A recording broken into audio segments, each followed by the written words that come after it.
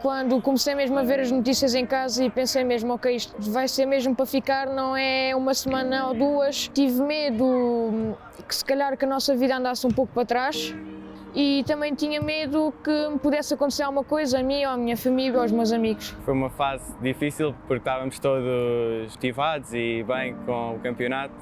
Afastado daqui, estive próximo de 4, 5 meses. Tivemos que nos adaptar à realidade. Ao dia de hoje, os atletas vão se desmotivando a cada dia que passa. Sinto sempre algo que é saudades da competição. O que eles mais querem neste momento, tanto em treino como em jogo, é competição. Todos eles têm um sonho e o que está a acontecer em muitas das crianças, esse sonho está a ser destruído.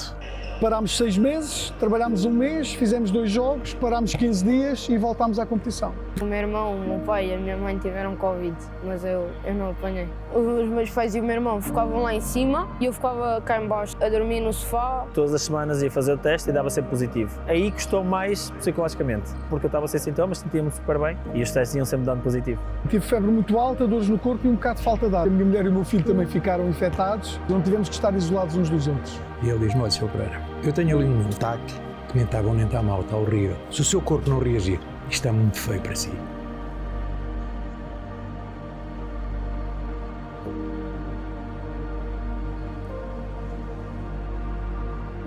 O mundo parou. Parou como jamais alguém ousou imaginar ser possível parar. A descoberta do novo coronavírus congelou as provas desportivas no fim de semana de 14 e 15 de março de 2020. Havia 169 casos de Covid-19 confirmados em Portugal. A primeira morte aconteceu a 17 de março. Às 0 horas do dia 19, foi decretado o primeiro estado de emergência. A ordem era para que todos ficassem em casa. A autorização para sair apenas em caso de necessidade, como a ida ao supermercado, à farmácia ou para trabalhar. Em Portugal havia apenas 3 mortes por Covid-19 e 785 casos confirmados, quando foi declarado o estado de emergência no país. Passou a ser obrigatório o regime de teletrabalho. As diversas modalidades foram obrigadas a adaptar-se. Os atletas passaram a treinar em casa. Ficaram sem competição, ficaram privados das rotinas desportivas, ficaram privados do contacto com os seus pares, ou seja, com os seus colegas de equipa. Em termos desportivos, nós estávamos a fazer até um bom campeonato e de um momento para o outro tivemos que parar. Mas eu, em termos pessoais, nunca deixei de treinar em casa, treinava todos os dias em casa, ia correr de manhã, que ainda dava para fazer isso, ia todos os dias correr de manhã e fazia pelo menos 1 hora, 1h30 de treino por dia, treino funcional. Nós começámos logo a trabalhar através do Zoom, claro, a parte mais vertente, a parte mais física. Começámos a trabalhar com planos diários para os atletas, controle da alimentação, pesagem todos os dias dos atletas e conseguimos controlar. A única coisa que podíamos fazer para melhorar era mesmo só treinar e eu felizmente tive essa oportunidade porque tenho espaço em casa e conseguia treinar e todos os dias treinava um bocado, os mísseis mandavam exercícios e tínhamos que fazer, que era para o nosso bem. No início, lá está, foi muito complicado, porque tinha o meu dia preenchido, não só com a escola, mas depois chegava ao treino e pronto, era assim o meu dia. Depois, na pandemia, tentava regularizar os horários na mesma e tinha na mesma os meus treinos personalizados em casa. Um dia treinava pernas, outro dia era mais zona de cima. Fui treinando com o meu pai e com o meu irmão, taticamente. Tinha condições em casa, consegui fazer exercício, passadeira, tudo, conciliar a escola com os treinos. Afastado daqui, tive próximo de 4, 5 meses, assim. Mas em casa 2 meses, não saí de casa. Fechados em casa, a ausência de conhecimento, cura e vacina para a doença levaram a que as medidas de confinamento e isolamento social se multiplicassem. Era importante perceber que impacto é que esta desconhecida pandemia tinha nos atletas. Por isso, 3 investigadoras do ISCSP colocaram-se em campo e analisaram o tema. Nós contámos com 1.492 atletas de 8 modalidades distintas, desde o futebol, futsal, hóquei patins, voleibol, basquete, rugby, polo aquático, portanto temos uma amostra bastante alargada de diferentes modalidades. Liliana Pitacho é a porta-voz das conclusões do estudo O Impacto Indireto da Covid-19 na saúde psicológica dos atletas, da paixão ao abismo. Mas que consequência é que a paragem e todas as incertezas têm naqueles que são o centro da atividade desportiva? Estamos a falar de fragilidade emocional, fragilidade também ao nível social. A paixão parece ser um fator protetor. Ou seja, quanto mais apaixonados pelo desporto os atletas se demonstraram, e gostava de referir que a média da escala, que era de 1 a 10, a média é acima dos 8, portanto nós estamos a falar de uma amostra verdadeiramente apaixonada, ou seja, com um verdadeiro chamamento pelas modalidades que praticam, pelo desporto que praticam, mas aquilo que nós percebemos é que quanto maior fosse essa paixão, menor seria a quebra de felicidade. Portanto, os atletas com maior chamamento teriam aqui uma maior perseverança. O futebol é tudo para mim. A paixão pelo futebol acaba por ser sempre superior a qualquer coisa. Sempre tive a paixão pelo futebol e nunca vou deixar de ter. A saúde mental é muito importante, não só no futebol, mas em todos os aspectos. E esta pandemia o que está a gerar é isso mesmo, é que não se podem esquecer que a atividade física neste momento é o que vai conseguir combater mais a imunidade e defender-nos do vírus. E por isso é que é importante que tanto as crianças como os adultos consigam fazer exercício físico. E é isso que nós também passamos aos atletas, é que não deixarem de fazer exercício físico, porque durante o confinamento o que se passou foi que houve muitos atletas aumentarem o peso e muitos a terem mesmo problemas psicológicos em casa. Parámos 6 meses, trabalhámos 1 mês, fizemos 2 jogos, parámos 15 dias e voltámos à competição. A esse nível a situação é mais preocupante, não é? Porque a competição, apesar da incerteza, arrancou e estão a fazer treinos e estão a competir, e espera-se que pelo menos este ano se possa terminar os campeonatos, apesar de toda aqui a agitação que tem existido semana após semana.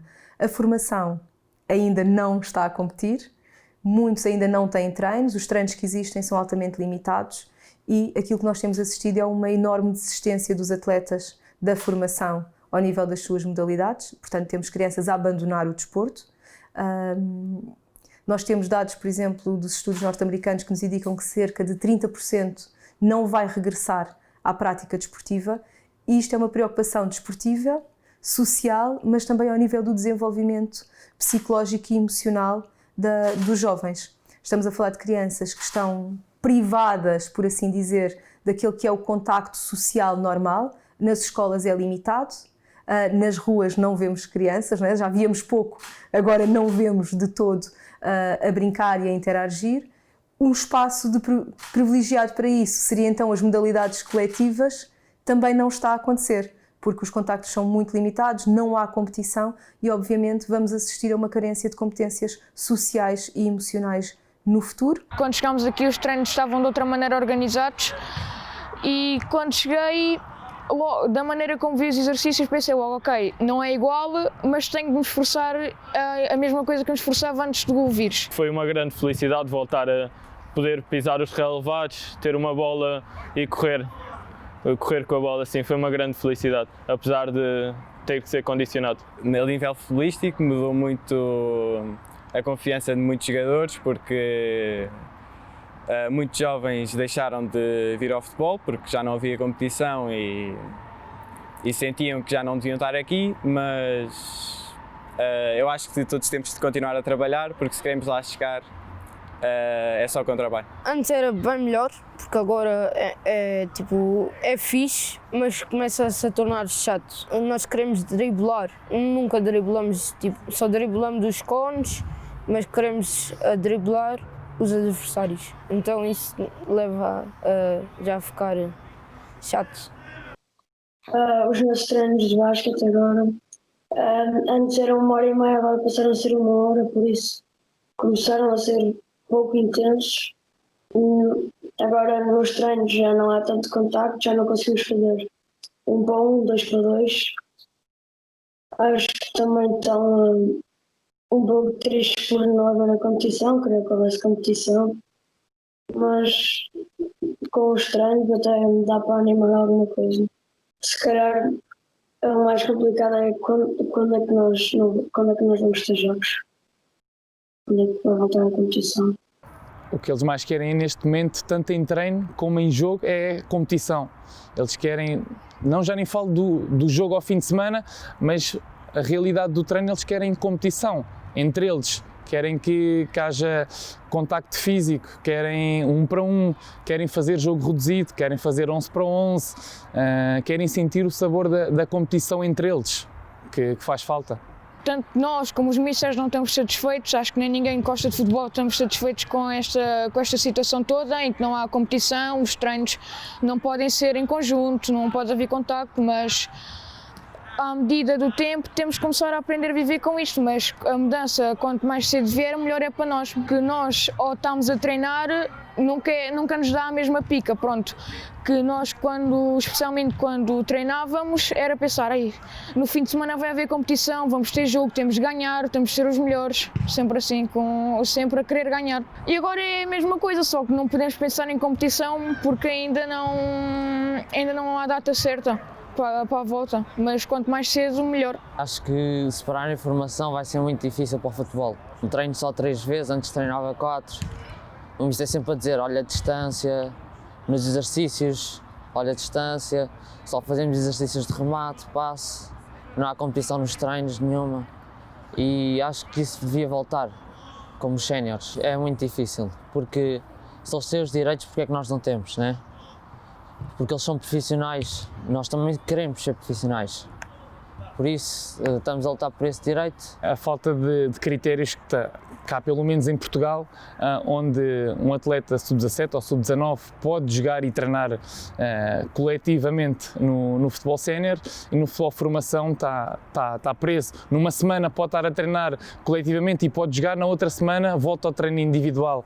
Não há coerência no que se está a fazer ao futebol formação. Está-se a destruir, de alguma forma? Sim. A destruir e não a valorizar estes atletas que são o futuro.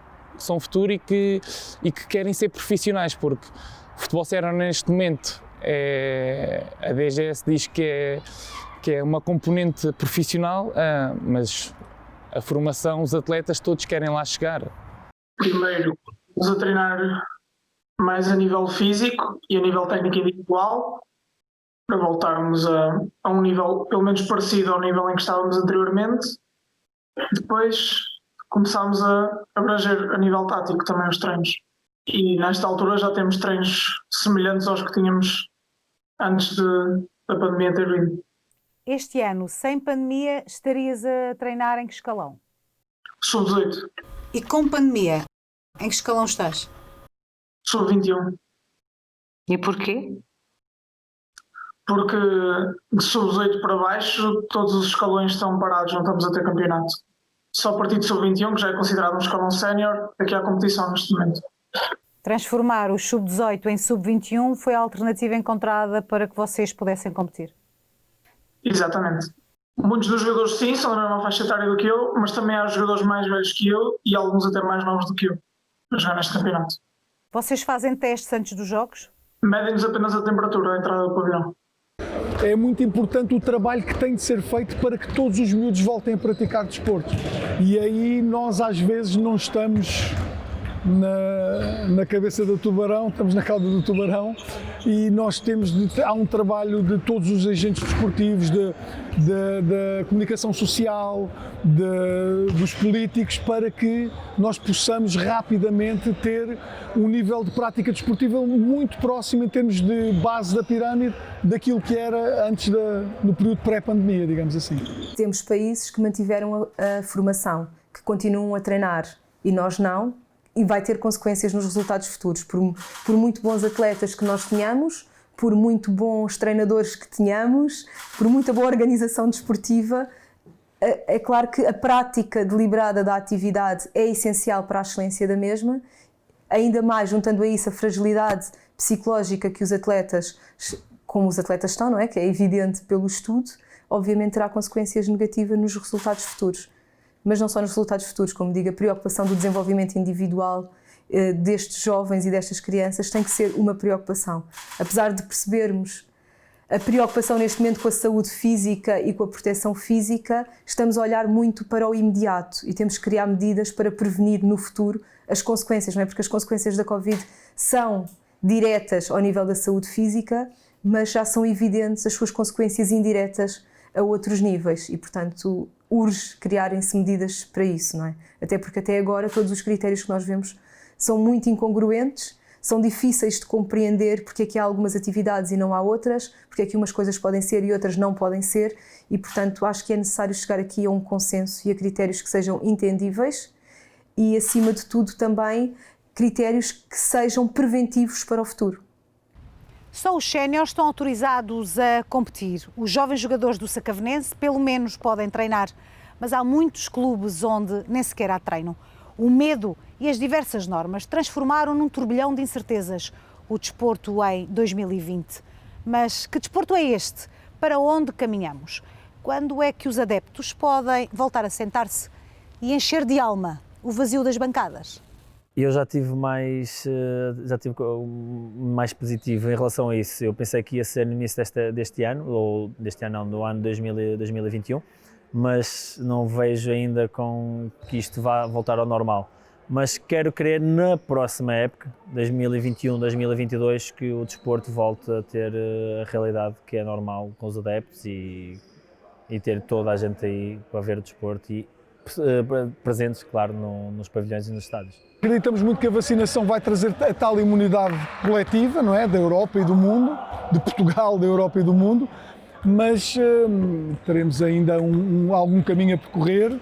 Esta época vai ser uma época especial. Eu penso que a Federação de Handball se adaptou bem ao fazer só a competição em 2 voltas, só numa fase, e até ao final desta época há de haver um novo normal, se calhar já a partir da primavera. Se calhar já podemos ter uma competição com uma regularidade diferente. Eu nem sei bem como é que lhe é de explicar. Porque, olha, vejo, não tenho nada, fique claro aqui uma coisa, não tenho nada, até sou aficionado, por exemplo, das touradas. Pode ir não sei quantas pessoas à tourada, não pode ir num estádio de 60 mil, 6 mil pessoas. Pôr uma pessoa em cada lado, quase. Vejo concertos, vejo congressos. E isso pode-se fazer. Então porque é que num jogo de futebol ao ar livre, digo eu, com a máscara, digo eu, que não se pode fazer. Agora, obrigam os campeonatos profissionais, porque eu também já tenho saudades dos gajos atrás de mim a chamarem-me nomes. Fico claro que não é a mesma coisa. Vai-te embora, não percebes nada disto e tal. Já tenho saudades, eu estou ali, ninguém me diz nada. Faça bem, faça mal, ninguém me diz nada. E isto foi o futebol que eu fui criado, não é? O futebol das pessoas a contestarem. Isto foi o futebol que eu fui criado e eu tenho saudades disso também, como toda a gente no futebol tem. Agora eu não percebo uma coisa. Como é que se joga nos campeonatos profissionais é obrigado a fazer os testes de tanto em tanto tempo? Epá, e depois nos campeonatos amadores não se faz os testes. Vemos, por exemplo, o Benfica leva 2 autocarros para transportar a equipa. A gente tem aqui o campeonato distrital. Vai a uma cabine do campeonato distrital, é tudo em cima uns dos outros e tudo. Calma, máscara, qualquer pulso, e bora e siga, vamos andando. E pronto, nem com isto da Covid. Eu acho, na minha perspectiva, e sem estar aqui, porque não tenho nada que puxar, eu acho que este campeonato devia ser anulado. Vem a vacina, vamos começar a preparar as coisas todas, até haver condições. Isto é muito grave. E as pessoas que mandam também têm que defender. É pá, sim senhor, os campeonatos profissionais estão a equipar-se como nós em 2 e 3 cabines. Certo. Então, mas depois, há uma palestra, vai tudo para a mesma cabine. Por exemplo. Agora vamos para aqui, vamos ver um vídeo, tudo no mesmo sítio. Como não há espaço para estarem a 2 metros, temos que estar todos em cima uns dos outros. Não vale a pena. Portanto, depois da vacina vamos começar de novo e fingir que isto não aconteceu? Eu acho que sim. Eu já não vou a tempo, com certeza, mas se calhar é melhor. Acho eu que é a melhor coisa, porque fazemos alterações daqui e dali. Epá, e há equipas hoje que não têm capacidade, porque o dinheiro é a coisa mais importante. O Campeonato Nacional de Séniores, neste momento, o Campeonato de Portugal, como lhe queiram chamar, onde é que essa gente vai buscar dinheiro? Porque nós temos os campeonatos profissionais onde recebem, recebem dinheiro da televisão, recebem dinheiro do Totoloto. Até que essa gente vai buscar dinheiro aonde? Então, se não há receitas de bilheteira, que já eram horríveis, não é? Há clubes que metiam 10 ou 15 pessoas e mesmo assim 10 ou 15 e 16 vinham de borla, que era um convite do amigo e tal, não é? O dinheiro eu não estou a ver. As câmaras, obviamente, deixaram de como aqui há uns anos atrás, punham dinheiro. A cota é 1 euro ou 2. Até você só de organização de jogo paga 1000 euros. Você não faz para a organização do jogo. Vai ser com certeza o diretor que vai meter. Você não faz para a organização do jogo. Até para pagar por muito pouco, mas às vezes há clubes que não é muito pouco. Para pagar 300, 400, 500, 600 euros a cada jogador, só vou fazer 20, são 6.000 euros, 7.000 euros. Até onde é que está a receita para esses 7.000 euros? Depois os clubes são obrigados a fecharem. E já fecharam uma série deles e acho que não gostava, mas vão fechar também mais uma série deles. António Pereira, treinador de futebol, coloca o dedo na ferida. No meio de toda a confusão gerada pela pandemia no desporto, este histórico treinador viu-se aos 64 anos no maior desafio da vida, a luta pela sobrevivência, numa cama de hospital. Eu tenho alguma dificuldade em falar nisso e peço desculpa, mas emociono-me sempre quando falo nisto. Nós fomos todos fazer o teste para um jogo e no outro dia veio o resultado e estávamos 18 ou 19 infectados, entre eles eu. O que é que se faz? Vai-se para casa, isola-se, toma-se um Benuron, toma-se, sei lá, paracetamol, que era aquilo que me diziam, e eu comecei a ter algumas dores no corpo. E de facto, quando aquilo fazia efeito, eu ficava bem. A partir de alguns dias, eu já não posso precisar quais são os dias, eu comecei a sentir alguma falta de ar. Mas pensando que era normal, que era natural. E há um dia, uma quinta-feira, que eu acordei e com muita dificuldade e disse à minha mulher, pá, não consigo respirar. Então vai já para o hospital, assim, deixa esperar um bocadinho pela tarde, e depois na tarde a gente... E eu, da parte da tarde, levantei-me da cama, não conseguia já quase respirar, ela chamou uma ambulância e fui de urgência para Setúbal. E pronto, e depois entrei, fui às urgências e de repente vejo-me numa maca, o senhor que me diz, o senhor vai cá ficar. Mas porquê?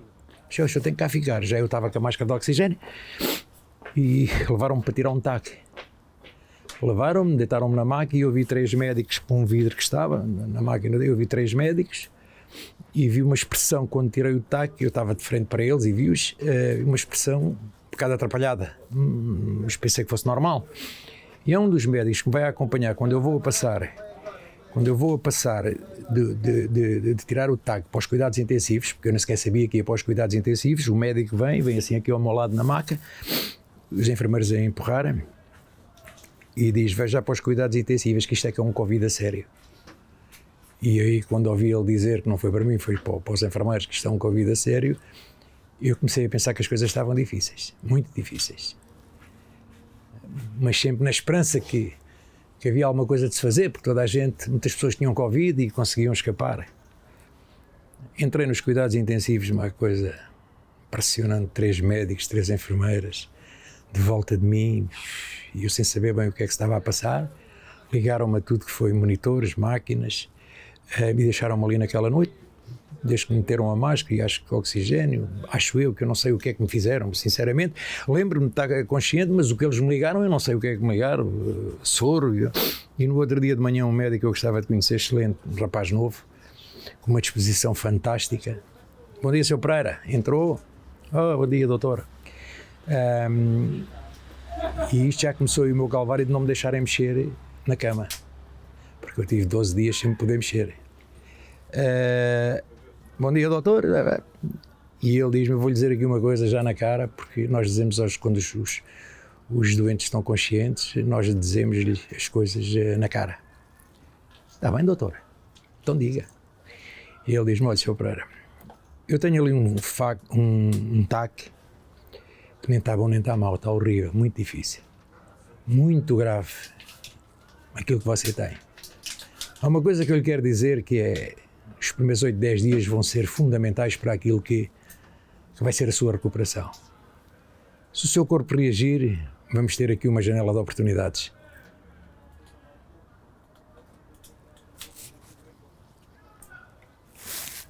Eu vou pedir desculpa, mas se o seu corpo não reagir, isto está muito feio para si.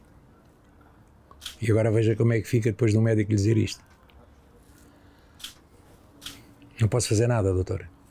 Vamos esperar. Vamos esperar que as coisas melhorem. E passou-se, ele sempre ao pé de mim, sempre muito bem disposto, aliás, se calhar para me fazer disposto, e havia uma coisa que me magoava muito, e aí eu desconfiei que isto não tinha grandes hipóteses de sobrevivência. É que cada vez que ele vinha ao pé de mim, ou uma enfermeira vinha ao pé de mim, fazia-me uma festa na mão. Calma, Sr. Pereira, calma. Eu já percebi, as pessoas estão-me a confortar daquilo que... Porque nós estamos ali e depois pensamos tudo, e depois do que me disseram, obviamente que não é... Ele chegou lá no outro dia, doutor, melhorei, porque faziam todos os dias gasometrias e outras análises, assim, não, Sr. Pereira, isto está igual. Isto piorou um bocadinho. Isto está estacionário. Pronto, e eu a qualquer momento pensei que as coisas fossem piorando. Eu lembro-me de dizer ao doutor, quem é que ganhou do Piedade com o Benfica B? Disse, olha, Sr. Pereira, não vi, mas eu vou-lhe dizer. No outro dia, gostava de conhecer este médico.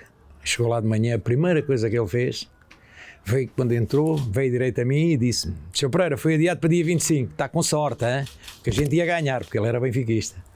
Pronto, ri ali um bocadinho, foi das poucas vezes se calhar que ri.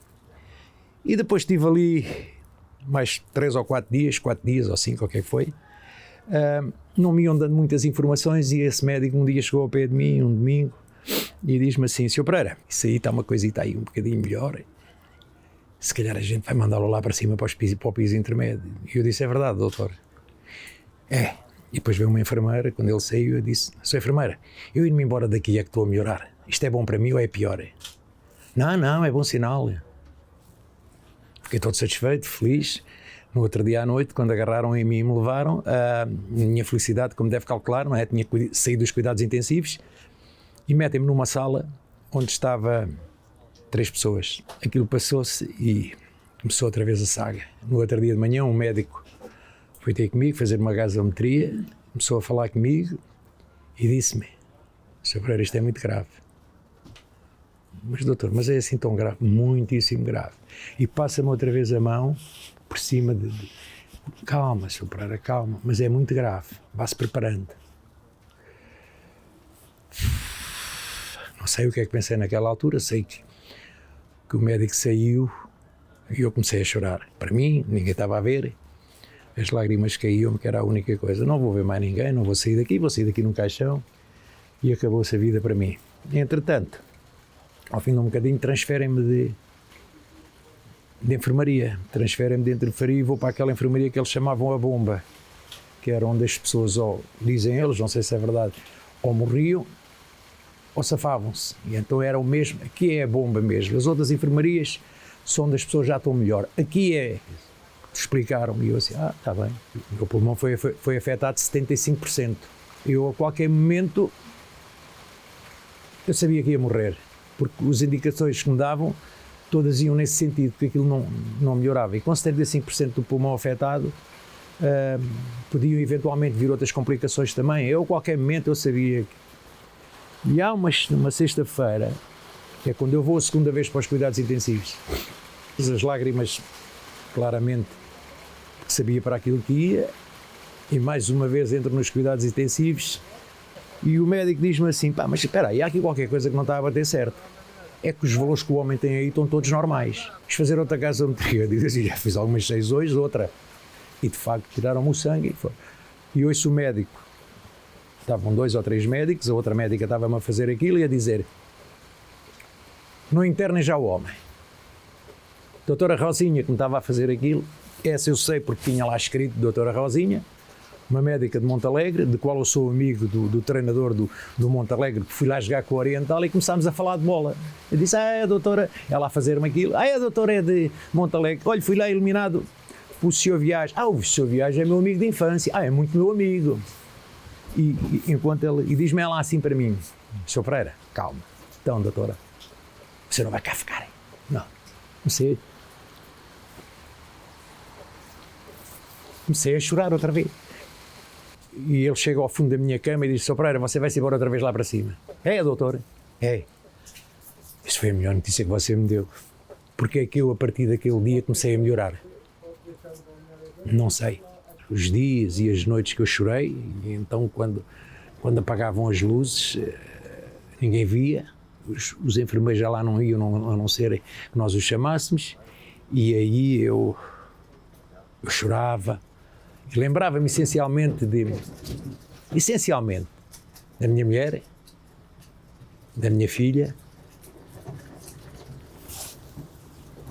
e de uma coisa que eu nunca tinha tido, é a primeira vez que tenho, que era a minha neta, que tem 18 ou 19 meses e que nunca tive, por causa do Covid, a oportunidade de lhe dar um abraço, de lhe dar um beijinho, de brincar com ela. Ela não me conhece, ela vê-me ao longe. Antes mesmo do Covid, com o receio que alguma coisa pegasse à menina, eu vejo-a sempre ao longe. E ao vê-la ao longe, ela pensa que é outra pessoa, normal como vê outras pessoas, porque não relaciona ainda, que a idade tem, 18 ou 19 meses, não relaciona que eu sou avô. E eu pensava muito, nunca mais vou vê-la, a evoluir um bocadinho, a conhecer-me, a vir para o meu colo, a dar-lhe um abraço. Vejo-a todos os dias de videochamada. É a única hipótese que eu tenho de ver até agora. Vamos ver se Deus me dá a oportunidade de um dia me agarrar a ela e de lhe dar um beijo e um grande abraço.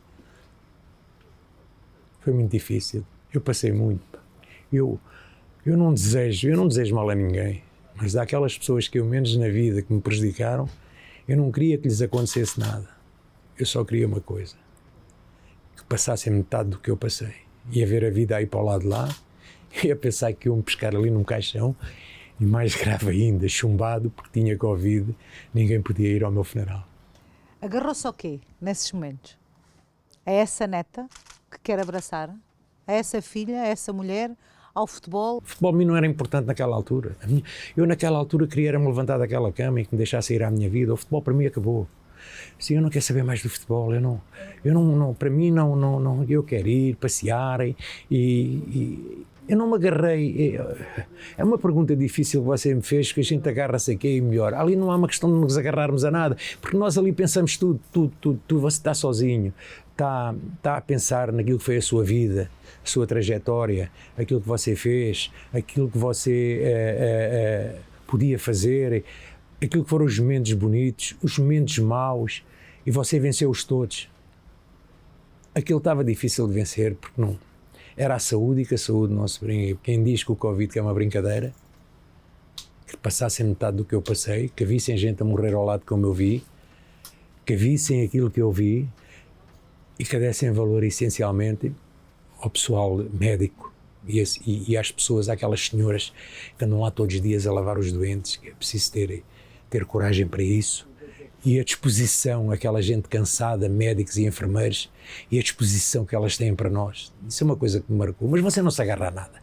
Você ali só pede, que é normal, toda a gente faz, Deus me ajude a sair daqui. Vi a morte por 2 vezes, no mínimo, ao pé de mim.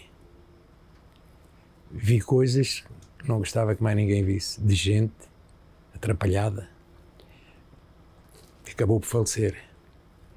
Quando eles corriam a cortina, isso a mim magoou-me muito, imenso. Estou traumatizado com isto. Diretamente, você está espetáculo, você está a melhorar, nunca ninguém me disse, um bocadinho melhor, está a estacionar, mas nunca me deu grandes esperanças de eu sair, sabe? Se isto, você tiver assim, o Sr. Pereira amanhã vai-se embora para casa. É claro que eu já não sabia, eu queria-me era vir embora, quando fosse naquele dia, de qualquer maneira eu queria era sair e vir-me embora.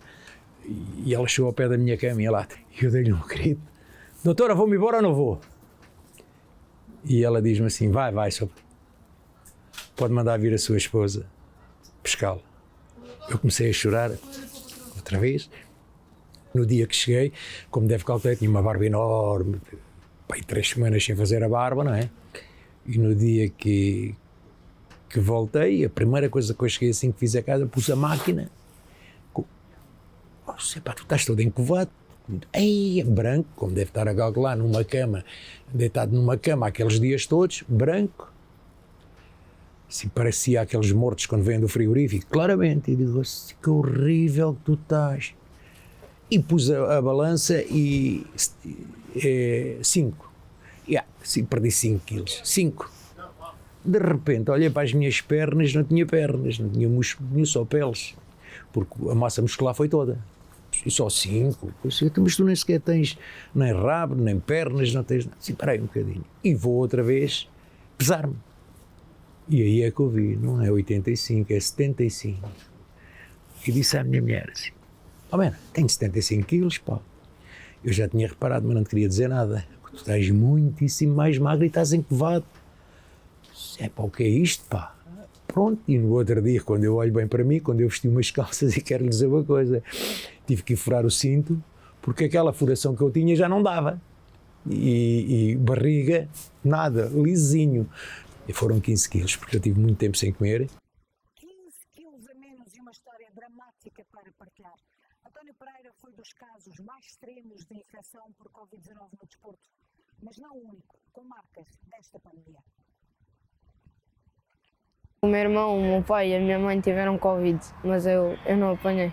Os meus pais e o meu irmão ficavam lá em cima, no segundo andar e no terceiro, e eu ficava cá em baixo, tipo, a dormir no sofá. Nós fomos fazer as competições europeias à Eslovénia, chegámos, eu fui fazer um teste, estava sem sintomas, fui fazer um teste só por despiste, porque vinha de uma viagem ao estrangeiro e dei positivo. E não estava mesmo à espera. Foi um choque, mas pronto, tive que entrar em quarentena. Eu e os meus companheiros entramos todos em quarentena e pronto, e foram 5 semanas. Todas as semanas ia fazer o teste e dava sempre positivo. E pronto, então tinha que ficar em casa e até dar um teste negativo. Só sexta é que deu negativo, mas já havia estas novas normas de 10 dias já se poder sair de casa. Eu não tive sintomas, tive o único sintoma, ou melhor dizendo, o único sintoma que eu tive foi à segunda semana. Perda do olfato, de resto não tive mais nenhum sintoma. E pronto, e depois como esta nova norma entrou, mas e bem, o Belenenses conversou comigo e acordámos que só saía de casa com um teste negativo, e foi assim que foi. Nós viemos da Eslovénia, voltámos a um domingo, não treinámos na segunda, penso que treinámos na terça, e na quarta-feira ou quinta, tivemos de começar a confinar, a fazer testes. E eu fui dos primeiros, com o Pedro Solha e mais 2 jogadores na altura, mas tivemos que ir todos de quarentena 15 dias, ou seja, eu tive ainda tive uma análise positiva, portanto eu tive confinado, depois voltámos aos treinos sem mim. E eles já me queriam, até disseram, como ganhámos, fomos ganhar fora, disseram se calhar o professor não faz assim tanta falta. Mas eu ainda tive um inconclusivo, fiz outro teste depois passado 48 horas, estive positivo e ainda estive mais uma semana. Portanto tive pouco mais de 3 semanas. Tive uma vantagem, entre aspas, que a minha mulher e o meu filho também ficaram infectados, e então o confinamento em casa foi um pouco mais em espaço aberto, ou seja, não tivemos que estar isolados uns dos outros. Ao princípio foi um bocadinho, tive febre muito alta, dores no corpo e um bocado de falta de ar. Ainda tive de ir um dia ao hospital, eu sou de Setúbal, ao hospital em Setúbal, estive lá no isolamento e tive que fazer alguma medicação, mas foi só esse dia. Depois passou-me, a coisa foi gerida tranquilamente. Tranquilamente, ou de forma mais severa, a Covid-19 deixou marcas na vida de todos. O que ninguém sabe é o que vai ser de nós e do desporto depois desta pandemia que abanou o mundo. Com certeza isto trará alterações ao nível do desenvolvimento emocional e ao nível do desenvolvimento psicológico. Se vai ser mais positivo, mais negativo, o tempo nos dirá, não é? E acima de tudo tem muito a ver com as estratégias como cada um de nós irá ultrapassar estas dificuldades. Claramente, se começarmos por adotar estratégias mais positivas, poderemos até sair daqui com alguma robustez emocional. Por outro lado, se esta fragilidade não for colmatada, claramente poderemos sair muito mais frágeis. Se calhar vamos dar valor a coisas que não dávamos antes. E aqui, como vemos privado da nossa liberdade, se calhar quando temos um bocadinho de liberdade vamos começar a dar valor ou outro valor a essa pequena liberdade que nós vamos tendo. Eu sempre gostei de viver, mas eu hoje tenho uma vontade de viver enorme. Eu hoje não consigo estar em casa, bora aqui, bora lá ver se é o melhor, vamos ali, vamos acolá. A gente não pode ir ao centro comercial, a gente não pode ir aqui, eu quero não consigo. Eu gosto, sempre gostei da minha família, sempre gostei de viver, mas hoje eu adoro viver. Deus me dê saúde para viver mais uns anos. Eu tive sempre muita dificuldade em exprimir os sentimentos. Foi o futebol que o fez assim também? Também foi. E como é que foi voltar aqui a dar treino? É igual, só não tenho tanta participação ativa, como é evidente, porque tenho que estar num dia como hoje, por exemplo, tenho que estar ali no banco para não molhar os pés. Agora continua tudo igual, só não, se calhar não sou tão ativo como normalmente era nos treinos, não é? Mas vou com certeza, sentindo como estou a sentir, vou continuar a ser aquela pessoa que vocês todos conhecem e conheceram durante 35 anos a treinar. O desporto é importante para a sociedade, é importante para a comunidade, é importante para a autoestima nacional. E, portanto, nós precisamos dele a funcionar e, independentemente daquilo que esteja a acontecer, é preciso criar estratégias para que ele se continue a desenvolver, principalmente nas camadas jovens que não têm acontecido. É muito importante a competição voltar, para começarmos a mexer, para o país começar a desenvolver mais. Ainda tenho um pouco de esperança de voltar aos jogos. Eu não tenho medo, tenho mais receio de voltarmos e depois interromperem outra vez o campeonato, porque acho que ficámos todos desmotivados. Morre mais um bocadinho do sonho deles, que é serem profissionais e chegarem ao futebol sénior. Nunca vou esquecer quem me salvou a vida. E queria agradecer aos médicos e enfermeiras dos cuidados intensivos, pessoas do qual eu gostava de conhecer, porque não conheço, porque você sabe aqueles fatos que eles tinham dentro dos cuidados intensivos e do Covid, ninguém lhes conhecia a cara. Mas tenho que agradecer a esta gente. Desculpe lá, eu nunca me vou esquecer e foram eles que me salvaram a vida. Eu não posso estar aqui a dizer que fui um herói, enquanto houve gente que fez coisas por mim, eu não sei se era capaz, se calhar, de fazer por alguém. E eles fizeram. As senhoras dos auxiliares foram excelentes, que me davam banho todos os dias. Com esta idade eu nunca pensei que alguém me fosse dar banho, mas obrigado a eles todos, gostavam de os conhecer.